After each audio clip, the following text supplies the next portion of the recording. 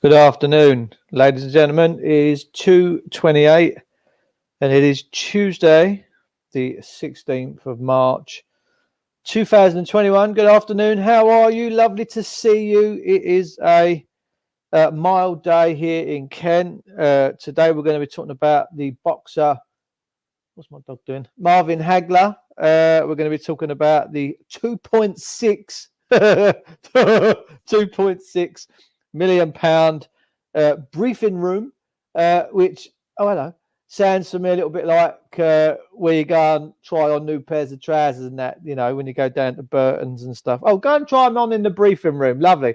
So Downing Street have spent 2.6 million quid on the renovation work, which makes it look a little bit like the White House. It is laughable. It is absolutely laughable. And I'm not being funny, right? I'm not being funny. But you're looking at a man here that's ducked and dived and weaved a little bit over the years, a bit like Marvin Hagler. But sadly, Marvin can't do that anymore. And unbelievable. But £2.6 million on something that you could probably knock up for a good £25,000 easy. Yeah, I'm not talking about all the technology like the speaker system and that goes with it, but it is a joke. So today, ladies and gentlemen, we're going to be talking about this Clapham Common thing that's happened with this girl called Sarah, the ginger-headed. She's quite a pretty sort, actually, quite a pretty young lady. We're going to be talking about the £2.6 million renovations, and we're going to be talking about Marvin Hagler. I'm going to be screen sharing very, very shortly. Lovely to see you all. Mervyn Bell, how you doing, mate? Nice to see you, Merv. Lovely chat we had the other day as well, mate. I hope you're all right now, and I hope your family's all sorted out and got a nice little calm still mill pond kind of a thing going on. I wish that for everybody. I really do. We've got so much going on in this country. We've got kids homeless, we've got people being homeless, but yet the government still are just all about self. They're all about robbing from the few and giving to themselves. They are self-serving. I honestly, I can't bring myself to even talk about how I feel about these people. They're sick. They're sick, twisted people. And, nothing's going to change until we end the legal system. If we're ever brave enough to stand up in this country and end the legal system, then things just might change. But the legal system is the undoing of anything good, anything godly. It really, really is. Because in the world of legal and illegal, everything's fair game. It really, really is fair game. But I've said many, many times, as a people and a country, we need to get back to a period where it's morals. What is right, not what is legal and illegal, but what is right. And I hope, I genuinely hope and pray that we do get there, that we actually strive forward and we end this nonsense. Today they're talking about spending another £25 billion on nuclear armaments. Well, there's been a few people on Jeremy Vine saying, hang on a minute, this pandemic has had a lot to do and impact so many people in this country, people losing their homes, their jobs, their livelihoods. We know that the bailiffs. Russell, hello, mate. I've just listened to your voice message about 5-10 minutes ago, mate. God bless you. I did respond to you. It might be a little bit longer than that. Eddie Goldtooth. All right, my son. How you doing? Lovely to see you all. Merv, mate, listen, it's always a pleasure, mate. Whenever you fancy having a little chat, I'll ring you one day, eh? How's about that when I've got a little problem? I'll have a chat with you. Tony Tiger Varley, what a frame this man's got. Have you seen his profile picture? He's like a mountain. I'm telling you, I wouldn't want to arm wrestling. No, I wouldn't. Tony Tiger, it's beautiful to see you in the room, mate. I'm so angry today, and so you should be. So, we need more nuclear capabilities. Well, when people start pressing the bullets of nuclear capabilities, no. But he had quite a few callers, Jeremy Vine, that were ringing in that were pretty much, they sounded like they were truthers because they're saying, hang on a minute, let's stop spending, what are you doing in here? Do you know what I mean? Because at the end of the day, we've got families to feed. We should be looking after the people of our own country. Look, I'm all for, you know, looking out for the world, but we've turned into a desolation. Guys and girls, look, if you're fairly comfortable, I'm comfortable. I'm all right. But who's to say when they're coming for me? That's always been on my mind. Who's to say when these people that think they own me are going to come for me? I see Kent Police the other, like back in October, just walking in and out my house as though they owned it, like the imperial masters that they are. And that really detests me. It detests me that they do that, because it's all for money. The police are only there for money now. They're only there to enforce and help bailiffs and do anything that puts coffers in the system's pockets. They are traitors, and they've let us down. But we're maybe starting to see the worm turn, because there's a copper now, and I'm not too sure whether it's to do with this Clapham Common incident, but apparently he's up for murder and kidnap. So we just need one copper to go to prison and lose their liberty and lose everything they ever thought was right and true because of the things that they're now doing. Then you'll open a floodgate. It will be like an avalanche. Woof, because it will go round. The news will travel so fast round all their bases that, oh, blimey, hang on a minute, we're not doing this anymore. Like my mate who was in the SO19, right? He's retired now. He was a Trojan in Unit 19 of 19. He's a tough boy. His dad's ex-SAS. He's a tough boy. He is. I wouldn't want to arm wrestle him.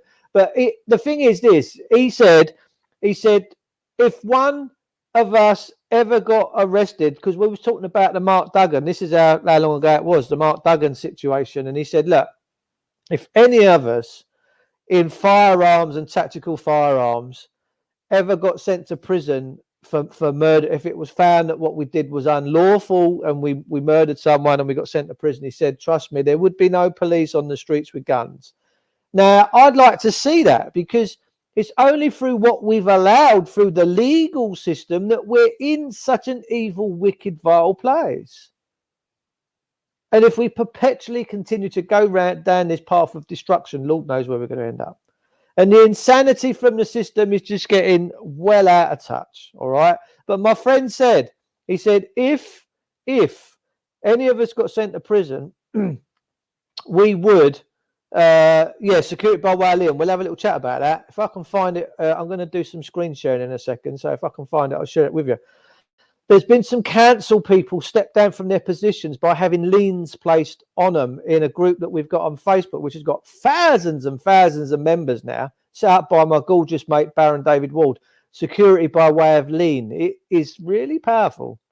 And they're doing, and Adrian James, they're doing some fantastic stuff in there. Let me tell you, ladies and gentlemen, they really, really are.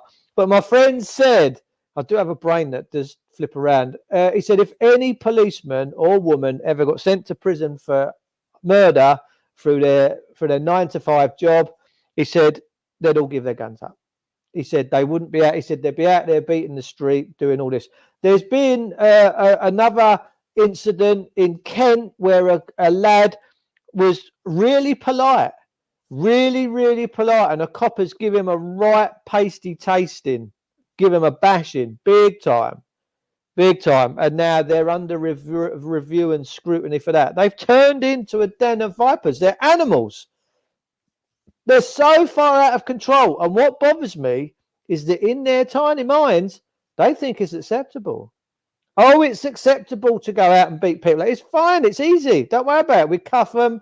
We beat them up. We kill them in the cell. It's acceptable. It's what they've become to know and love. And it disgusts me to my core that we allow these tyrants to do what they're doing. But trust me, their time is coming. The system is crumbling. It's crumbling. It's beautiful to see, because out of the ashes will rise a phoenix.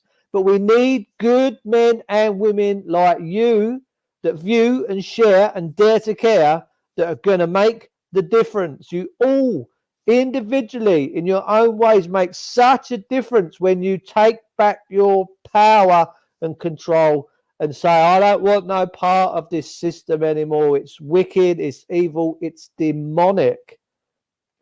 Let's get back to the rule of law. Let's get back to having the Bible as the front of all what we do, we will be fine. We will be fine because God's law is good law and it's truth. It's the only law. There's only one lawgiver, by the way, ladies and gentlemen. The only one law. Tony Tyler, let's have a look, see what's going on. Tony's really wound up today. Look, just another angry with the diabolical evil happening, dude. I want to lash it out. Right, there, look, they're calling for a big march to happen on the 30th of March this month. Now, the government must be sitting back and laughing right now because I guarantee you, if hundreds of thousands of people... Now, look, don't get me wrong. I want to see it. I want to see you all take your country back. I want to see you all get your liberties and your freedoms and your respect because at the minute, you're just a business proposition to the government. That's all you are. Business, cash, money, mortgages, debts, council tax. That's all you are seen as to these people is something that they can just keep violating you with the monetary system. The monetary system is not your friend, and hopefully you'll all realise that. But there's a planned demo happening on the 30th of March. Now, I guarantee you, the government will let it happen. It will happen, and then they're going to introduce this lockdown measure a lot harder and a lot further. Now, I would go if there's intention to do certain things, to take back control of your country. I'm there. And I would encourage every decent copper in the land, every decent doctor, every decent nurse that's fed up with this bullshit, that wants their country back, come and stand with us. Stand side by side with us as your brothers and sisters and do what's right for your people of your country and not what is right for your corporate whore bosses. Because I'm telling you now, we are coming and we ain't going nowhere. We're fierce, but we're polite, we care, we love you. But we want you on side. Stop it. Stop with the violations. You are blatantly out of control and you make the rest of us, the decent, upstanding people in this country, you make us feel ill with what you're doing right now.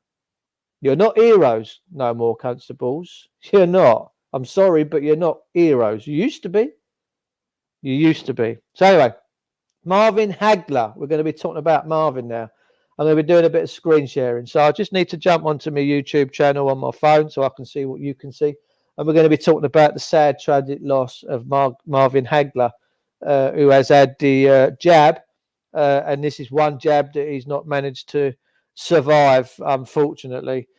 So, yeah, the world has poured out its love and respect for the Hagler, and so it should. So we're going to be screen sharing now.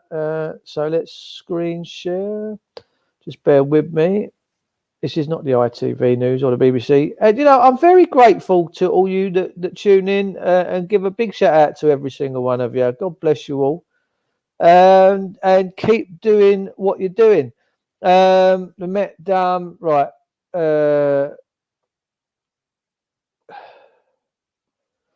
Right, so this is TalkSport. This is tributes pouring for marvellous Marvin Hagler, who's died at the age of 66. My goodness, I never knew he was that age. With Lennox Lewis saying he's stunned. Oh, by the way, there's just been announced today that Tyson Fury is going to be going head-to-head with Anthony Joshua. Now that, ladies and gentlemen, is going to be a fight to see, let me tell you. And I can't predict the outcome of that one because I know that Tyson Fury is a very talented, the Gypsy King. He's a very talented boxer. What I love about Tyson Fury is a few months ago he did a YouTube stream. He's quite a big player on YouTube, and that he got rid of his £100,000 or whatever it was, £250,000 Rolls Royce, and he bought himself a £500 Volkswagen Passat to fly around in. Now that's just respect, man. He follows the Bible. He really does. Tyson Fury is a man of God. He, John 3:16. He knows all the scripture verses. He's a very decent, upstanding man. So yeah, he's now going to be having a bash with Anthony Joshua. Now that is going to be a good fight. So Sugar Ray Leonard and former undisputed heavyweight champion Lennox Lewis were among many left shocked by the death of marvellous Marvin Hagler, who passed away at the age of 66. Hagler's wife Kay announced the sad news on Saturday night, writing on the official Marvellous Marvin Hagler fan page Facebook group. I'm so sorry. A very sad announcement. Today, unfortunately, my beloved husband, Marvelous Marvin, passed away unexpected at a home in New Hampshire. Now we know he was. Do you know what I liked about Hagler? Right? Look at his face. He was just. Oh, they're just gorgeous people, man. They're just gorgeous people. Yeah, it's good. Thomas Hearn and Marvin Hagler. You got Thomas Hearn and Marvin Hagler there. Who we got down here? Hagler's final fight came against Leonard at Caesar's Palace in 1987. So yeah, it was. He has been jabbed. He had jab, ladies and gentlemen. He had this thing, and the AstraZeneca, whatever it is, the jab has been halted in Europe because it's been causing blood clots, and people have been dying from the AstraZeneca. I can't say the word V because this will be banned. Hagler won 13 undisputed heavyweight titles, the fifth most in boxing history, and ruled the division from 1979. His 85 fight with Thomas Hearn was named Fight of the Year by Ring Magazine, despite only lasting 3 rounds, and was dethroned following a controversial defeat by Sugar Ray Leonard in 1987. You are definitely gone too soon, Leonard, sweetie, alongside a photo of the two, but you will be forever one of the greats. Thoughts and prayers to the entire Hagler family. So yeah, to the Hagler family, my thoughts and prayers go out to you. God bless you all. Sorry for your sad loss. So yeah, sadly, Marvin Hagler has passed away. Now we're going to go to this, which is quite a bit of a story, which I just can't get my head round. This is the Evening Standard. Downing Street's new £2.6 million White House style briefing room unveiled.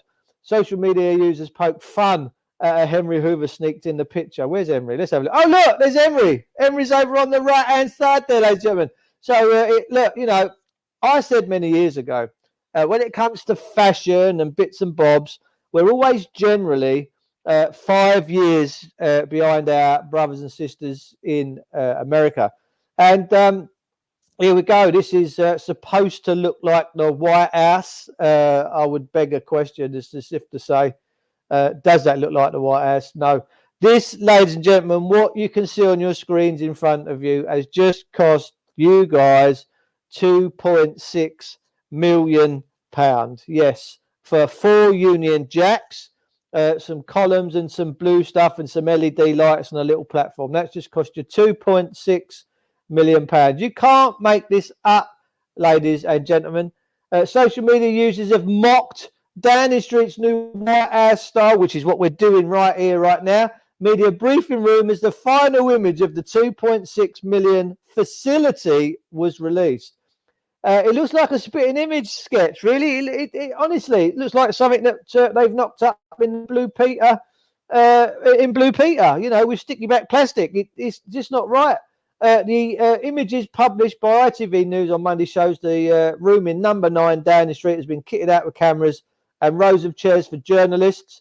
The briefing will be fronted by the Prime Minister's spokesman and former ITV journalist Allegra Stratton. It is believed the idea was the brainchild of former Director of Communications Lee Kane, who left Downing Street in December. Union flags, because you can't say Jack no more. Oh, no. And you can't say Mum and Dad, by the way, anymore. You can't call yourself Mum and Dad anymore. Oh, and by the way, if we do get genuinely curfewed men after 6 p.m. on the behest of this Baroness, I'm going to start identifying myself as gender fluid. Yeah, I'm going gender fluid. And one day I might be a man and the other day I might be a girl. So watch this space. You might see me doing my live streaming with some maybe different wigs, different shades of lipstick. I could do a weekly slot, pardon the pun, with different shades of lipstick and eyeliners and wigs on and blouses. And then other days do skinheads with Dr. Martens and white stay pressed trousers. What do you reckon? Social media's users took turns to criticise the new design. 2.6. This is Liz Saville Roberts, ASMP, 2.6 million for blue panel, the village hall stage and stacking chairs, 4 flags and a TV screen.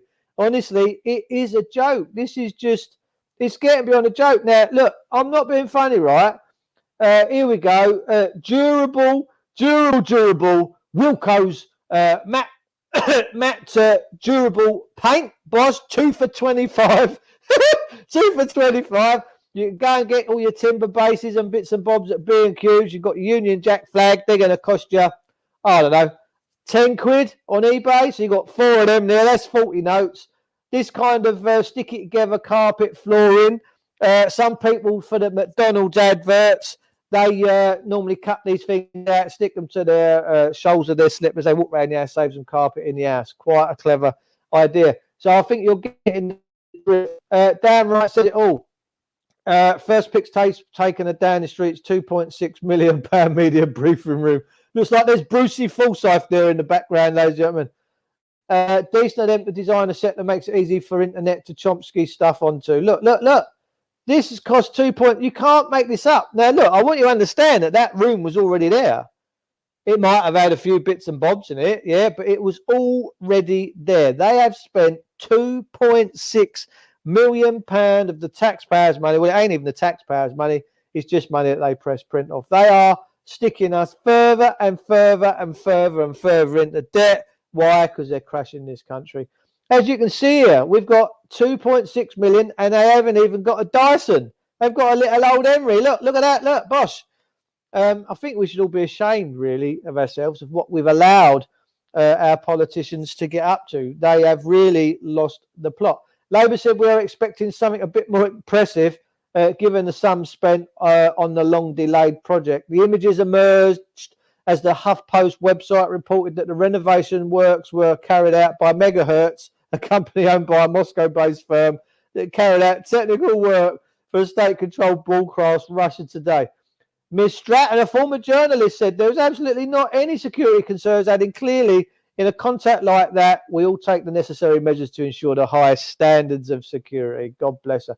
But Shadow Chancellor of the Duchy of Lancaster, Rachel Reeves, said serious questions have been raised about who is getting rust through government contracts. And that's before we even get to why our nurses only get a one pay. The nurses, what an insult to the nurses, eh? God, gee. But still, if you've got all the time to do the TikTok videos, why not? 1%'s all right because they're TikToking all day anyway. It don't really matter. And that's before we even get to why our nurses are getting a pay cut while the government spend millions on a media briefing room, the Labour input. You know, we just got queues of a 2-mile queue for people trying. No, was it 2 miles or a mile long of people waiting to get into a food bank? Just to try and get some daily bread. And as long as them food banks are sustainable, my goodness, can you imagine if they run out? And bearing in mind, ladies and gentlemen, food banks weren't given to us by government. They are provided by good, honestable, charitable people. They've got nothing to do with government whatsoever or local councils. Given how much money Boris has just thrown at his latest vanity project, we are now expecting something a little bit more impressive. The fact that the government seems to have simply brushed this off with no further transparency or assurance on how wide they're spending British taxpayers' money is very concerning. Last week, PA revealed using a Freedom Information request that the overall at number 9 cost £2,607,767.67. You can't make it. Look at all the 6s and 7s in there, largely excluding your VAT. Now, we all know that Del Boy used to love VAT when he went into the club. Sort us out a VAT, Dave, on the rocks. Lovely jubbly. It's a joke. It is an absolute joke, ladies and gentlemen. We are balmy as hell. And yet, everyone's losing their homes. Kids are going without. And people are having their houses taken, being thrown on the streets. My good God. We should really, really be ashamed of ourselves. Right, now, my last story of today, because I generally only come in here and do a little bit like an half hour. This is from the Times. This is from a journalist called Janice Turner. She says the Met's dumb mistake at Clapham Common turned Sarah Everard's vigil into a protest. Stay indoors for your own safety, police told women when Sarah Everard went missing. Now, look, there could be. Honestly, if you look at some of these other things that have taken place. There's been a ginger woman there that's quite young. And this Sarah Everard really does look ever so similar, if not a deadpan image of people. There was one last year where on a train or so, she's come out, she's got a big bandage around her head, looked like someone ran a big toilet roll around her head and muffled her ears. It looks like the same individual. I've got to be honest. See, it can't be too easy to come by crisis actors. It must be a bit of a niche market. So, clearly after a week describing how male hassle and violence make us frightened to walk the streets, women were sick of staying indoors, even a future queen. This was the Met's first error, banning a vigil via the courts and threatened. Now, look, the Met's response to this was they were breaking corona-ingy rules. Now, I want you to pay attention, ladies and gentlemen, to the rules, not laws. The rules. These people in uniform are beating people up, finding the bejesus out of them for rules, not laws. I'll keep repeating, not laws. Now, I'm going to have a look at a thing in here in a second called Rice v. Connolly, right? And you're going to enjoy Rice v. Connolly. Now, what we've got is our politicians and our courts and our police are trying to eradicate the rule of law and the constitutional law that governs this country in perpetuality. It can never, ever be taken away. And they know this. This is why they're going so hard to do things this way, by confusing us all. So the Metropolitan Police have been exercising and bashing people up and doing all sorts of calumny to people for breaking rules. Well, rules are not laws, ladies and gentlemen. Rules are not laws. So that's one to be very, very mindful of. So this journalist is saying this was the Met's first error, banning a vigil via the court and threatening organisers with fines. Why, oh why, ladies and gentlemen, do we have a police force that we've allowed to fine us? They should never be able to fine us for anything, because it's unconstitutional and it's unlawful. They're unlawful and they're unconstitutional, and they are despots. They are traitors, because your servants should never, ever be your masters. And because you are the living, breathing things, you are the masters. They represent a fiction. I hope it makes sense to you. The optics were terrible. Police were stopping women from mourning a murder with one of their own officers is charged. Could Cressida Dick not see how ghastly that looked?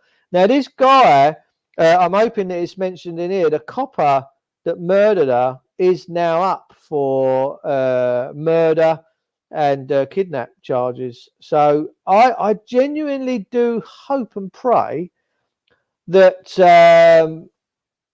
that he gets prosecuted and that he goes to prison and that he loses everything that he ever fought. Right, so before I disappear, this is Rice versus Connolly, right? This was the Queen's Bench division. Now, when you divide something, you break it up. It's not what it's supposed to be. It's diluted. A division in something. If you divide two, it becomes you when you divide something, it's not good. So Queen's Bench is what it should be called. But the traitors and the despots that we have in government have used very clever language and decisive things to trick us all, and they are very good at trickery, even down to the fact of when you look at the numbers that they've got for the death rate of this country right now, and all this hissy fit people keep having about the death rate. Well, we always have a high death rate anyway at any time of the year, because millions of people get born every day, a million people die every day. There's just nothing you can do about it. It's God's plan. There's nothing we can do about that. But they've used very clever language, because they've said that individuals have died with this thing and not of it. So it's been a very, very, very clever use of language, ladies and gentlemen. So this was 1966, 2KB 414, hearing date 3rd of May 1966. Catchwords: criminal law, obstructing constable when in the execution of his duty, refused to answer questions, whether willful obstruction, police act. Head note, the appellant was seen by police officers in the early hours of the morning behaving suspiciously in an area on where same night break-in offences had taken place. On being questioned, he refused to say where he was going or where he had come from. Right now, this is case law. Our judiciary that work for us and our police force that work for us do not have the power to take this away. All right. Now, you need to be talking to your friends and families about this because it's very powerful. He refused to give his full name and address, though he did give a name and the name of a road, which were not untrue. He refused to accompany the police to a police box for identification purposes. We used to have police boxes years ago, ladies and gentlemen. I don't know if you still remember the old police boxes, saying, if you want me, you will have to arrest me. He was arrested and charged with willfully obstructing the police contrary to Section 51 of the Act of 1964. On appeal, it was conceded that willfully imported something done without lawful excuse. Now, here we go again. Section 51. So, as far as material provides, any person who willfully obstructs a constable in the execution of his duty shall be guilty of an offence. Held, although every citizen has a moral or social duty to assist the police, there was no relevant legal duty to that effect in any circumstances of the present case. And the appellant has been entitled to decline to answer the questions put on him and prior to his arrest to accompany a policeman to the request for a police box to establish identity. According with these circumstances, willful obstruction by the appellant was not established, although it had been obstructive because no obstruction without lawful excuse had been established. Meaning of obstruction states in Hinchfield versus Sheldon. Per James, I will not go so far as to say there may not be circumstances in which manners of a person together with his silence could amount to any obstruction of the police within. So Rice versus Connolly is a very, very, very powerful thing. So it's as relevant today as it was when this case happened, because this is case law, ladies and gentlemen. Okay, case law is there for everyone. Now, I want to explain something before I disappear, how powerful this is, because my good friend and buddy Graham Moore, Daddy Dragon, many of you know and love because he's an English patriot, and he got arrested a few years ago at Buckingham Palace for petitioning the Queen, which we have a right to do. On the day of the court case at Westminster Magistrates Court, now this is what the courts don't like. We're becoming educated. We're starting to learn the law. We're starting to understand the nature of their game. They don't like it. They've not got the monopoly over it anymore. That's why they have issue fits in courts. When a judge can't get you into his jurisdiction and he has issue fit, it's for these simple reasons. They know you're all waking up to this. They would not act like that in any other way, shape or form, but they know that we're here. They know that we're coming. They know that we're getting educated. They know that we're getting wise to their ways. Now, Graham Moore walked into that court. All the coppers was in there. None of them had their cameras, their recordings. The Crown CPS offered nothing because Graham produced the Queen's coronation oath and he produced the Bill of Rights of 1688-89. Now, these documents were never written for me. The Queen's coronation oath means nothing to me because these are the limits that are placed upon the monarchy and the Crown per se and public servants. So Graham merely laid before the court the 1688-89 Bill of Rights, established and based by William and Mary in 1688-89, and the Queen's coronation oath of 1953-54, whenever it was, or 52. And the judge was like, oh, okay. The police said, no, we've got nothing to offer. All our cameras are off. And the CPS said, no, we're out of here. We're not, we don't want to know. All right. So it's very powerful. It's very powerful. It is for you. It can be your protection if you want to go down that road. Okay. Now it's just the way it is. Now, a friend of mine was the Old Bailey helping his son. His son had been involved in a speeding thing where he was doing 86 in a 30, granted. It's not ideal. No one was hurt. No one was injured because no man or woman had been injured. No child. No one had been injured. But the police, because the boy, the son, wouldn't sign any of the police's paperwork, the police couldn't move forward because they had no consent. Even though you've signed the driver license and signed the DVLA stuff, the police still need your consent, your signing nature on paper for them to carry on with their process. If you don't sign or agree verbally to their demands and contracts, then they can't go forward. If a copper says to you, do you understand? You say, no, I don't. I do not stand under your authority. God give you your authority, not these people. So what happened? They went to court. This case somehow ended up in the Old Bailey. And my friend looked after his son because the boy had dyslexia and has dyslexia. And when the prosecution started ramblings and their utterances, my friend's dad said, no, that's not right. Here's the paperwork. So the female judge that was sat up on her high bench on the ship's dock up the top there, she said, right, you got paperwork there? Yeah. And the female judge was scanning down all of the correspondence, all of the instruments that they have to serve on you by law, and the boy had signed nothing. And she looked up above her glasses and said to the boy, thanks for coming, you're free to go, have a nice day. She looked at the CPS and the police and ripped them a new one. But we know that the police pay no attention to the judges. Why? Because they've superseded them. They seem to think they're above the law. And this is why, ladies and gentlemen, before I disappear, I've always harped on about, as a people, as a country, we must return to the rule of law. There is no other way whatsoever. We have to return to the rule of law, and we have to do it soon before it's too late.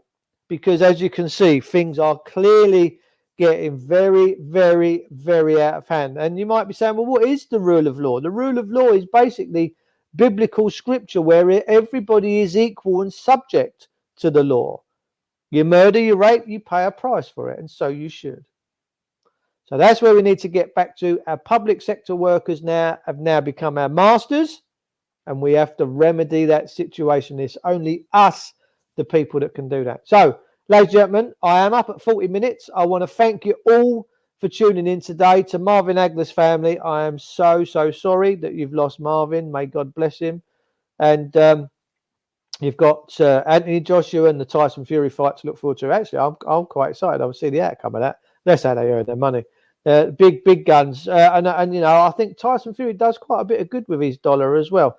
Pushing Castle, how you doing, sweetheart? Nice to see you. Use their imaginary strength against them. Absolutely. No, Eddie Goldtooth, look. No morals is legal. You can't argue with that. You're immoral, constable. No, it's legal. I can beat the shit out of you. It's legal.